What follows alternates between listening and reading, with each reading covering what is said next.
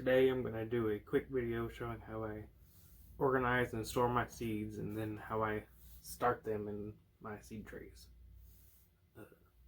When I collect the pod off the plant, I put it in these organza bags, and this is my cross wire, and I either write it on a piece of paper what the pollen parent or pod or pollen parent was, depending on which way I organize it and track it. And I'll shell the pod normally 2 days after I put them in these bags and let them dry. And then whenever I have 200 of these bags, and then whenever I need more bags, I'll go ahead and put them into the plastic bags, which I store them in until I get ready to start seeds. And I make these tags out of old blinds, and I print my numbers off on a P-Touch label maker. And I do my years alphabetically. So my C is going to be for 2021 seed crop. This is an example of one of my seed trays. I use 3-inch pots. Each flat holds 18 pots. And they're in a little holder. And I use a bottom tray with no holes, and that'll help once these seedlings get big enough from dampening off. You just bottom water instead of top water, and it'll solve a bunch of problems.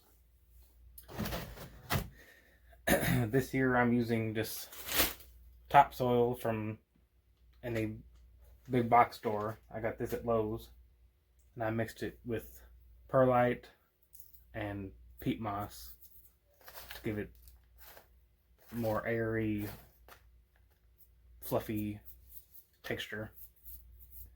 And what I also use is I use clear plastic bags instead of domes.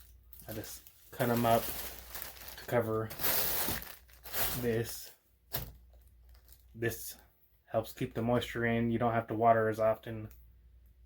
You really don't have to water at all until the seeds start popping up. Once they get maybe an inch tall, you can just take this off and just bottom water. You never have to water from the top again.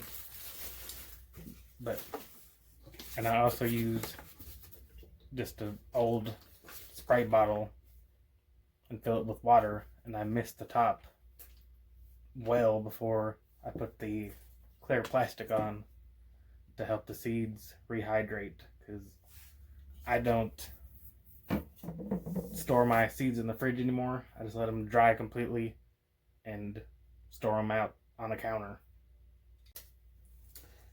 Here's one of my buckets of seeds.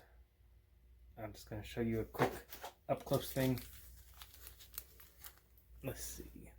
This side, this is tetraploid seeds. You can see how much larger they are than the diploid seeds. That's not always true, but you can see the difference. And you can see how my seeds are dry compared to moist seeds that stay in the fridge.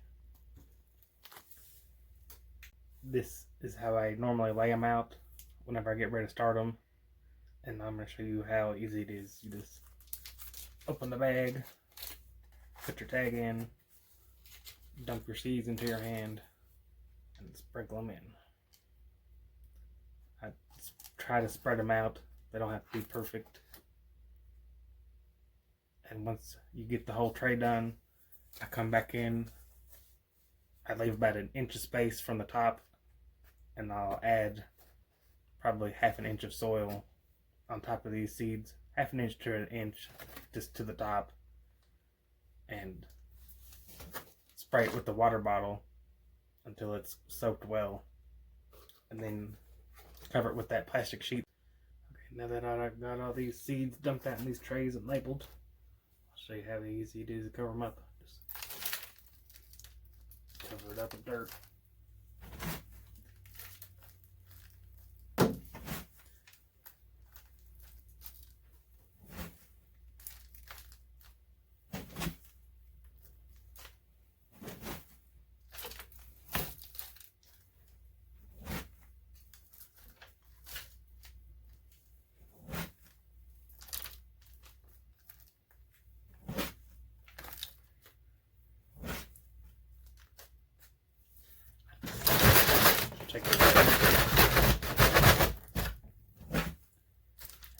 it.